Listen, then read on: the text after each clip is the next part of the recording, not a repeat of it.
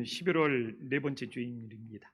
오늘 본문은 사도 바울이 영적인 아들 디모데에게 경건의 유익이 무엇인지를 전해주고 있습니다. 세상에 존재하는 모든 종교는 나름대로 경건을 말하고 있습니다. 경건이 없으면 종교가 될 수가 없는 것이죠.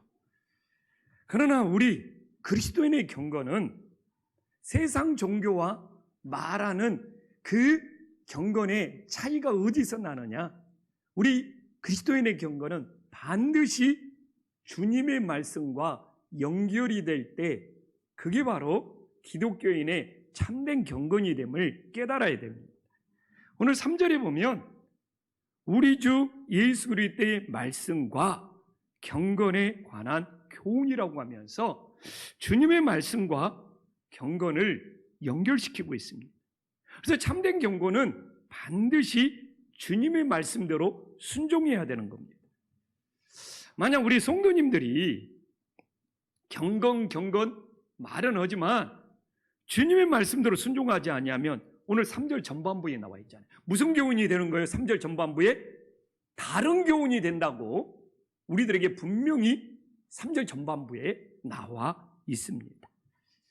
그런데 오늘날 경건을 말하지만 주님의 말씀과 연결되지 않는 다른 교훈들이 너무 많아요. 분별해야 됩니다. 우리는 막 그 명상이니 참선이니 막 요간이 오면서 우리 기독교인들이 그것도 우리를 경건하게 하지 않느냐면서 혼합되고 무분별하게 받아들이는 것이 있는데, 주님을 따르는 경건은 무엇이냐? 반드시 하나님의 말씀과 연결되어야 돼요. 하나님의 말씀과 연결되지 않는 경건들은 그것이 참선이든 명상이든 요가, 세상에 어떤 것일지라도 반드시 분별하고 주의를 해야지만이 우리들이 혼합된 신앙이 되지 않고 영적 싸움에서 승리할 수 있는 것입니다. 그래서 우리 기독교의 경건은 세상의 경건과 달라야 되고, 그 다른 이유는 하나님의 말씀을 따르냐 따르지 않느냐의 결정됨을 보여주고 있습니다. 그래서 저는 오늘 이 말씀을, 사도 바울의 이 경건의 말씀을 열심히 묵상하다 보니까 두 주 분량이 되어버리는 거예요.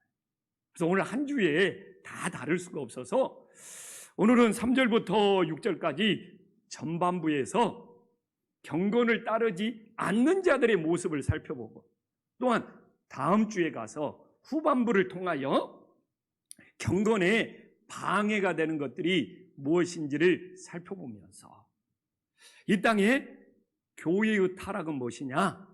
성도들이 경건을 잃어버린 것이고, 이 땅의 교회의 회복은 뭐냐? 우리 성도님들이 주님의 말씀과 연결된 경건의 회복에 달려 있다는 것을 다시 한번 기억할 수 있기를 간절히 소망합니다. 그럼 오늘 먼저 경건을 따르지 않는 자들의 모습이 무엇인지를 우리 성도님들과 묵상하고자 합니다. 사도 바울은 하나님의 성령의 감동을 받아서 정말 이 성경을 기록했기 때문에 사도 바울은 이 사도 바울의 말씀을 묵상해 보면 항상 하나님을 향하는 것과 자기 자신을 향하는 모습이 나오고 있습니다. 그래서 바울은 경건을 따르지 않으면 두 가지 반응이 있다는 것이죠.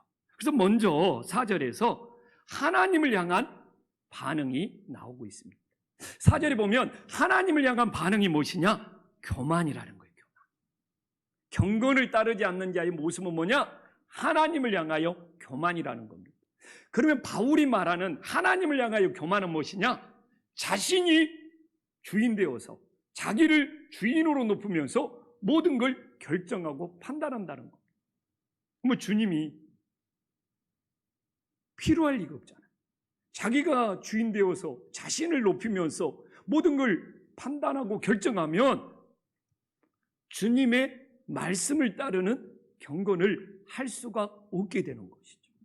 그래서 오늘 사도 바울은 우리가 주인 되어서 교만해지면 그 모습이 구체적으로 어떻게 나타나는지를 자세히 디테일하게 우리들에게 전해주고 있습니다. 그래서 사도 바울의 말씀이 굉장히 자세하고 디테일하거든요. 그래서 많은 구절을 동시에 묵상하기가 힘들어요. 그러면 사도 바울이 자기가 주진되어 교만해지면은 오늘 4절에 첫 번째 반응은 어떻게 나타나고 있습니까? 교만하여서 아무것도 알 수 없다는 겁니다. 아무것도 알지 못한다는 겁니다. 여기서 아무것도 알지 못한다는 건 뭐냐? 주님의 뜻을 전혀 모른다는 겁니다. 우리들이 교만해지면 해질수록 하나님의 뜻이 무엇인지를 모르게 되는 것이죠. 우리는 잘 알다시피 주님의 뜻을 모르면 어떻게 되는 겁니까? 영적인 소경이 되는 것이죠. 이게 교만의 증상입니다. 근데 우리가 교만하여 하나님의 뜻을 모르잖아요. 영적인 소경이 되잖아요. 그러면 나타나는 증상이 뭔지 압니까? 하나님을 경외하지 않아요. 하나님을 경외하지 않는다는 건 무엇이냐? 예배를 무시합니다. 하나님의 권위를 무시합니다. 이게 교만하여 정말 하나님을 향하여 하나님의 뜻을 모르는 자의 모습이 하나님의 권위를 무시해요. 하나님의 권위를 무시한다는 것은 하나님을 경외하지 않고 예배를 가볍게 여기는 거예요. 그래서 오늘도 내가 하나님의 권위를 무시하지 않고 하나님을 경외하느냐? 예배를 어떻게 드리느냐? 집에 있든 교회에 있든 하나님 앞에 내가 이 예배를 얼마나 소중히 여기느냐? 이걸 통해서 내가 교만하지 않고 하나님을 진실로 경외하느냐의 모습을 보여주는 거예요. 그렇기 때문에 성도님들이 겸손하게 낮아질수록 하나님의 뜻을 알 수 있고 하나님의 뜻을 알면 알수록 어떻게 되는 거예요? 주님의 권위를 높이는 거예요. 마음을 다해서 하나님을 경외하는 것이죠. 근데 우리가 오늘날 하나님을 경외하는 것이 무엇입니까? 하나님 앞에 예배하는 것이죠. 그래서 하나님 앞에 예배하는 것이 소중하고 감사하고 그렇기 때문에 신령과 진정으로 예배를 드릴 수 있는 거예요. 그래서 제가 오늘도 아무리 신령과 진정으로 예배 드려야 되는다. 근데 하나님의 권위를 무시하는 사람, 교만해서 하나님의 권위를 무시하는 사람, 그래서 하나님을 경외하지 않는 사람한테는 아무리 신령과 진정으로 예배를 드리자 해도 소기의 경읽기가 되는 것이죠. 그러나 겸손하여 하나님을 경외하는 것이 최우선인 사람은 예배가 소중한 줄 알고 아무리 이 예배에 어떻게 영과 진리로 마음을 다해서 예배 드릴까? 그 마음으로 나가게 된다는 것이죠. 그래서 오늘도 우리가 나도 모르게 교만해져서 하나님의 뜻을 모르는 영적인 소경이 아니라 정말 겸손해져서 하나님의 뜻을 알아갈수록 마음을 다해 하나님을 경외하고 오늘 이 드리는 예배가 하나님을 향하여 얼마나 소중한지를 다시 한번 기억할 수 있기를 간절히 소망합니다. 또한 바울은 하나님을 향하여 교만하면 4절에 뭘 좋아한다? 변론과 언쟁을 좋아한다고 합니다. 이게 교만할수록 자신을 변론해서 자신을 드러내는 것을 좋아하는 거예요. 교만한 사람일수록 막 자기 자신을 변론하면서 내가 이런 사람이야 막 인정받고 싶고 막 드러내고 싶은 것이죠. 근데 사실 변론을 하다 보면 지고 싶은 마음이 안 들어요. 지지 않으려고 해요. 그러다 보면 언쟁을 하게 되는 거죠. 변론과. 변론은 하다 보면 나를 드러내고 싶은데 상대방한테 지지 않고 싶어. 그러면 어떻게 언쟁으로 넘어가는 거예요. 언쟁으로 넘어가면 어떻게 됩니까? 다른 사람 막 상처받든 상관없어. 내가 이기고 봐야 돼. 이게 교만한 자의 모습이라고 바울은 우리들에게 전해주고 있어요. 그래서 저도 젊은 시절에 보면 정말 제가 이제 50대가 되다 보니까 이게 언쟁이 힘들더라고요. 변론이 힘들더라고요. 그래서 가급적이면 진짜 변론이나 언쟁을 하지 않게 살라고 하나님 앞에 정말 기도합니다. 힘들어요. 또 덕이 안 되고. 근데 젊은 시절에는 저도 열심히 변론하고 변론하다 보면 지고 싶지가 않아요. 그러다 보면 언쟁하게 되고 언쟁하다 보면 상처를 받게 되고 상처를 주게 되고. 근데 누가 나하고 제일 많이 변론하고 또 이렇게 지지 않으려고 언쟁해가지고 상처를 누가 제일 많이 받았겠습니까? 나랑 함께 사는 사람이죠. 그 젊은 시절에 이제는 그거 갚으려면 앞으로 더 잘하고 살아야죠.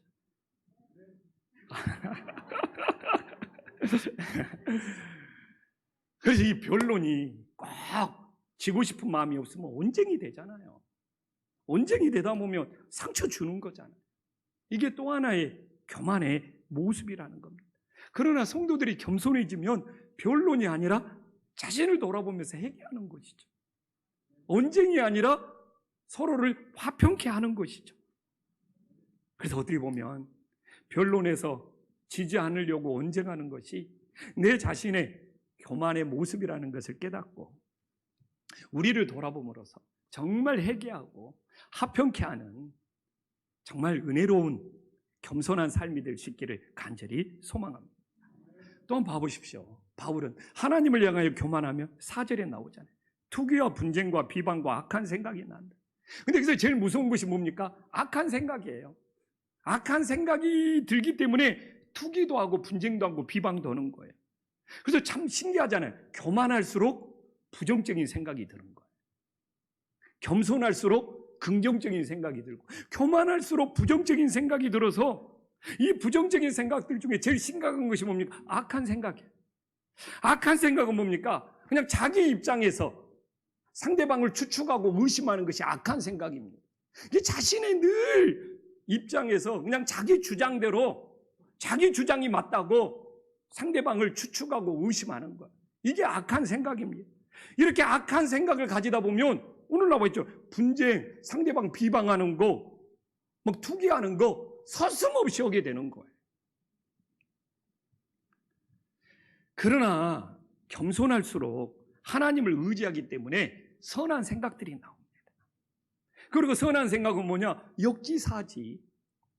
내 입장에서만 맞다고 주장하는 것이 아니라 상대방의 입장을 생각하면서 내 생각이 틀릴 수도 있구나. 이걸 받아들이는 것이 가장 큰 겸손이 됨을 깨달으시기를 간절히 소망합니다. 저도 지금까지 목회하면서 지금 18년 차를 지나고 있잖아요. 19년 차. 정말 담임 목사로 18년 이상을 하다 보니까 이게 제일 큰 내 주장이 틀릴 수도 있다고 받아들이는 것이 가장 힘든 영적인 싸움 중에 하나가 되는 거예요. 그래서 우리 부목사님들하고도 대화를 나누면서 내 주장이 틀릴 수도 있다고 받아들일 수 있는 것이 참 쉬운 일은 아니고 하나님 앞에 그게 진짜 겸손을 따르는 길이라는 것을 뼈저리게 느끼는 것이죠. 그래서 늘 기도하고 있어요. 정말 담임 목사로 정말 젊어서부터 길게 하다 보니까 항상 내 주장이 맞다고 정말 내세우는 것이 아니라 항상 하나님 앞에 내 주장이 틀릴 수 있다고 받아들일 수 있는 이 겸손이 너무너무 중요하더라. 그래서 오늘도 우리가 교만하여 내 주장이 맞다고 상대방을 추측하고 의심하는 악한 생각이 아니라 정말 겸손이라는 것은 항상 내 생각이나 내 주장도 틀릴 수 있다는 것이 하나님 앞에 선한 생각이요 겸손의 길로 간다는 것을 다시 한번 기억할 수 있기를 간절히 소망합니다. 이렇게 바울은 하나님을 향하여 교만한 걸 이야기했지 않습니까? 그럼 바울은 늘 자기 자신을 향하는 것도 있어요. 자기 자신을 향하여서는 뭐죠? 5절에 나와 있잖아요. 뭐가 부패해진다? 내 마음이 부패해진다. 그러면 마음이 부패해진다는 건 뭘까요? 오늘 성경 말씀을 끝까지 읽어보면 특히 7절이나 8절이나 9절이나 10절을 보면 막 부하려 하는 마음, 막 돈을 막 많이 가지는 것이 일만하게 뿌리, 이거 뭐 세상에 대한 욕심이 많아질수록 내 마음은 부패간다는 거예요. 여기서 뭐 내 속이 썩어간다는 것을 이야기하겠습니까? 마음이 부패한다는 건 뭐냐? 세상 욕심이 많아질수록 우리의 마음은 부패져 간다는 것이 오늘 우리가 9절, 10절만 봐도 알 수 있잖아요. 그래서 나도 모르게 자꾸 세상에 대한 욕심이 많아져서 내 마음이 부패져 가는 그런 교만은 없는지, 그런 신앙의 모습은 없는지 우리 자신을 돌아볼 수 있기를 간절히 소망합니다. 이건 뭐예요? 경건을 따르지 않는 자의 모습이라는 거예요. 그럼 바울은 세상 욕심이 많아서 우리 마음이 부패해져서 경건을 따르지 않는 모습을 또 디테일하게 구체적으로 설명을 해주고 있습니다. 그래서 오늘 말씀을 제가 말했잖아요. 진도를 많이 나갈 수가 없어. 바울이 너무 구체적으로 자세하게 설명해 주기 때문에. 그래서 첫 번째는 뭡니까? 5절에 마음이 부패하지면 뭘 잃어버린다? 진리를 잃어버린다. 세상 욕심이 많아지면 진리를 잃어버린다. 근데 그래서 진리는 뭐냐? 그냥 진리라고 생각하지 말고 성경은 어떻게 해야 된다고요? 성경으로 풀어야 돼. 요한복음 14장 6절을 바울이 모르겠습니까? 우리 예수님께서 길이요 진리요 생명이 되시는 거예요. 그래서 우리가 세상 욕심이 많아서 마음이 부패해지면 진리를 잃어버린다는 것은 누구를 잃어버리는 거예요? 진리 대신 예수님을 잃어버리는 거예요. 근데 맞는 이야기인 것 같아요. 근데 우리가 예수님을 잃어버리면 어떻게 되는 거예요? 하나님의 자녀가 더 이상 아닌 것이죠. 우리가 예수님을 오늘도 잃어버리면, 나에게 예수님이 없다면 나는 더 이상 주님의 자녀가 될 수가 없는 것이죠. 그게 심각한 문제인 것이죠. 그래서 우리가 마음이 부패할수록, 세상 욕심이 많아서 마음이 부패해서 정말 심각한 것은 예수님을 잃어버리면 어떻게 되는 거예요? 자기가 더 소중한 거예요. 여기서 오늘 본문에 부하고 싶고 돈이 일만하게 뿌리 이런 것들은 뭡니까? 돈 좋아하고 정말 세상에서 더 부하고 싶은 그 모든 욕심들이 자기를 더 사랑하는 거예요. 예수님보다 자기를 더 사랑하는 거예요. 그렇기 때문에 돈으로 부하라는 것으로 자기 자신이 의지하면서 살려고 하는 거예요. 어떤 변명을 하더라도 정말 주님을 더 사랑하면 자기 자신을 내려놓게 되는데 자기 자신을 더 사랑하기 때문에 부하려는 욕심, 돈이 일만하게 뿌리가 되는 거예요. 그래서 우리는 날마다 새롭게 돼야 돼요. 정말 나보다도 예수님을 더 소중하게 여길 수 있는 은혜의 역사가 있기를 간절히 소망합니다. 예수님을 더 우리가 소중하게 여기면 그 예수님이 나를 돌봐주고 지켜주잖아요.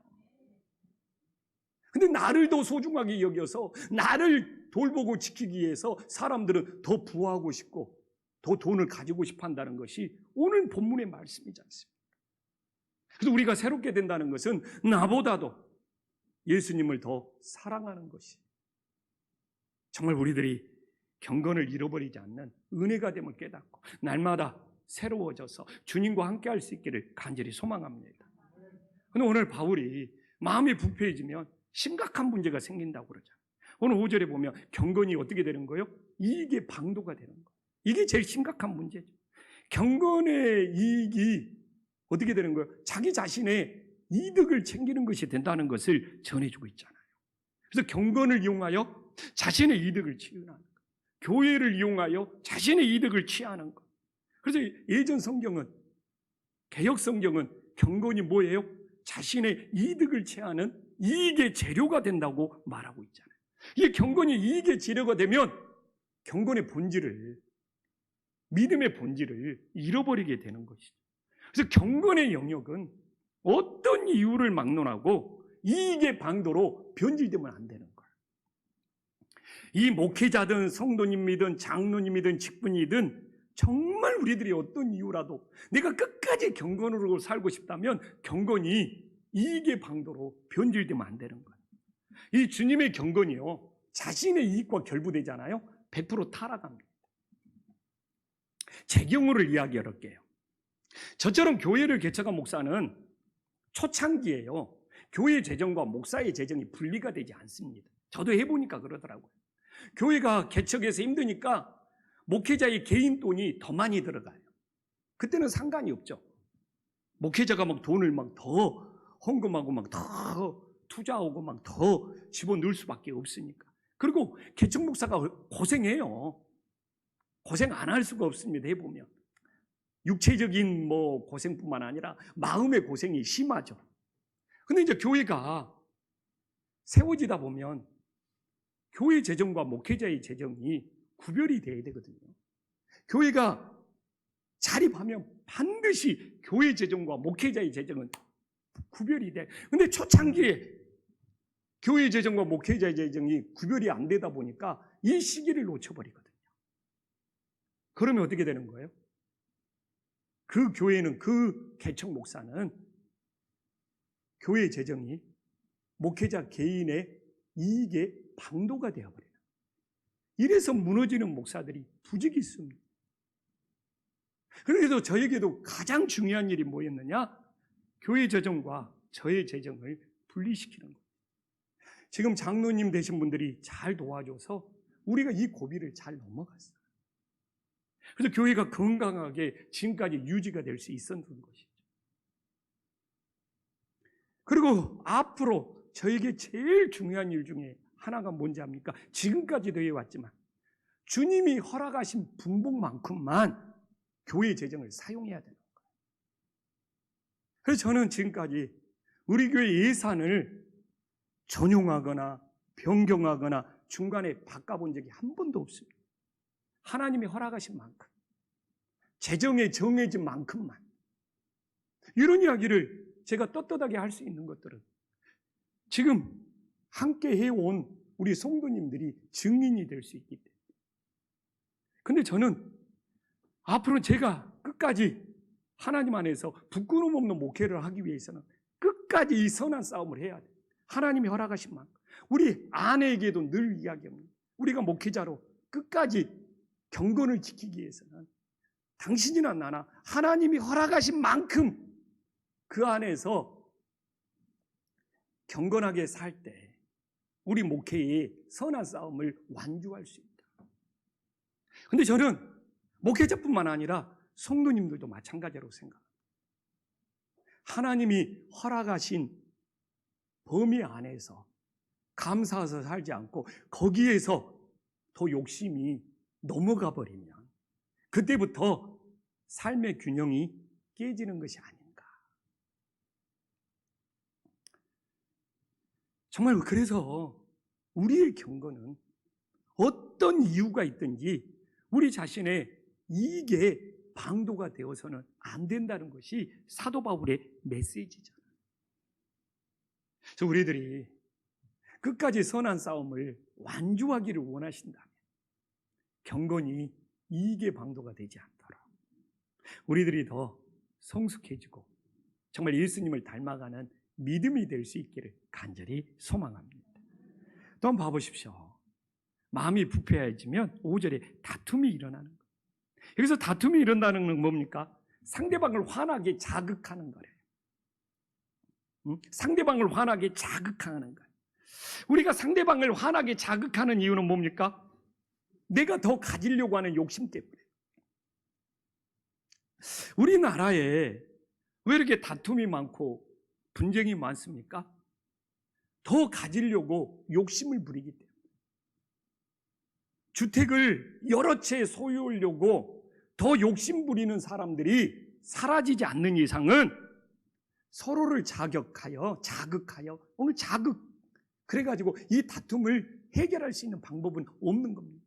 우리 사람들의 이 소유에 대한 탐욕이 사라지지 않으면 누가 와도 이 시대의 주택 문제, 오늘 성경 말씀을 빌리면 서로를 자극하여 해결할 수 있는 다툼이 없는 거예요. 여전히 사람들이 더 가지려고 욕심 부리는데, 더 소유하려고 탐욕을 부리는데 서로 자극하여 이 문제를 해결하고 다툼이 없도록 해결할 수 있는 방법은 어떤 법이 나와도 어려울 거라고 생각을 합니다. 그래서 오늘 제가 왜 이렇게 자신 있게 오늘 9절 10절이 그 이야기잖아요. 9절 10절이 돈이 일만하게 뿌리다 부활이 하는 자. 우리가 다음 주에 자세히 나누겠지만, 그래서 이 9절 10절은 우리들이 이 경건의 문제이기 때문에 다음 주에 한번 더 자세히 나누겠습니다. 그래서 우리는 어떻게 살아야 되느냐? 오늘 6절에 나와 있잖아요. 자, 6절 말씀 함께 읽어보겠습니다. 시작. 자족하는 마음이 있으면 경건은 큰 이익이. 아멘. 그래서 코로나 시대에도 제일 중요한 것이 뭐냐? 자족하는 마음이 있어요. 자족하는 마음이 있어야지 우리들이 경건을 지킬 수 있죠. 바울 당시에도 세상 철학들이 많았습니다. 그리스 철학, 뭐 로마 철학, 세상 철학들이 많았어요. 그리고 당시에 유명한 것이 에피쿠루스. 여러분들이 학교 다니면서 한 번씩 들어봤을 겁니다. 에피쿠루스 학파라고. 이 에피쿠루스 학파의 현자는 뭐라고 말하느냐? 우리들이 진짜 자족하려면 행복도 불행도 다 사라져야 된대. 그래야지 우리들이 평정의 자족을 누릴 수 있대요. 이게 하나님 말씀보다 더 인기가 있었어요. 근데 생각해 보십시오. 행복도 불행도 다 사라지면 저는 그게 로봇이 아닌가. 인간이기 때문에, 인간은 감정을 지니기 때문에 행복도 있고 불행도 있는 거예요. 근데 그 당시 바울 당시 인기 있었던 세상의 철학, 제일 유행한 말은 행복도 불행도 다 벗어나야지 우리 마음에 진짜 평정, 진짜 자족이 있다. 이 말이 가장 유행이었고 가장 인기가 있었다는 겁니다. 그럼 오늘도 우리가 하나님을 만날 때 행복도 불행도 다 사라지고 아무 감정 없이 하나님을 만나야 되냐니까요. 우리 기독교는 그런 감정이 없는 기독교가 아니라고 생각을 합니다. 행복한 사람은 행복한 사람대로, 불행한 사람은 불행한 사람대로 그 감정을 가지고 하나님과 바른 관계를 맺는 것이 진정한 믿음이 됨을 깨달으시기를 간절히 소망합니다. 그래서 바울이 그런 감정을 말했지만 야고보도 그 이야기를 하고 있어요. 야고보서 5장 13절에 보면 우리 다 함께 한 목소리 읽어보겠습니다. 시작. 너희 중에 고난당하는 자가 그는 기도할 것이 즐거워하는 자가 있느니. 이것도 자족의 모습이죠. 고난으로 불행하면 주님을 의지하면서 기도하는 거고, 하나님이 주신 행복이 있다면 감사하면서 찬송하는 거고. 그래서 우리 기독교는 뭡니까? 불행에도 자족할 수 있어요. 내가 지금 고난이 있고 불행이 있으면 주님을 더 의지하면서 기도하면서 그 안에서 자족할 수 있고, 만약 나 안에 하나님이 주신 작은 행복이라도 있다면 즐거워하면서 하나님 앞에 감사하고 찬송할 수 있는, 그게 진짜 자족이 됨을 믿으시기를 간절히 소망합니다. 코로나 우리의 상황도 그렇잖아요. 이 코로나 때문에 고난이 더 힘들어지는 사람들이, 또 코로나 때문에 의외로 하나님께서 또 잘되게 해주는 사람들도 있더라고요. 상황은 다를지라도 하나님 앞에 우리 모두 자족은 할 수 있다는 것이죠. 근데 이 코로나를 지나면서 코로나 때문에 내가 더 힘들어지고 불행하다면 이건 정말 주님을 더 찾고 주님을 더 의지하며 기도해라는 그 자족의 경건이 있고, 또 뭐 배달 대행이라든지 하나님께서 나에게 조금이라도 정말 잘되게 해주시는 은혜가 있다. 진심으로 감사하면서 하나님을 찬양할 수 있는 그 자족이. 그래서 우리 모두 고난이 있든 주님이 주시는 축복이 있든 어느 환경 속에서도 하나님 앞에 자족하는 것을 잃어버린다면 우리의 경건의 모습을 잃어버리게 됩니다. 이 코로나의 긴 터널을 지나면서 우리들이 불행 속에서도 행복 속에서도 자족함으로 끝까지 경건을 지키는 주님의 자녀들이 될 수 있기를 간절히 소망합니다. 기도하겠습니다.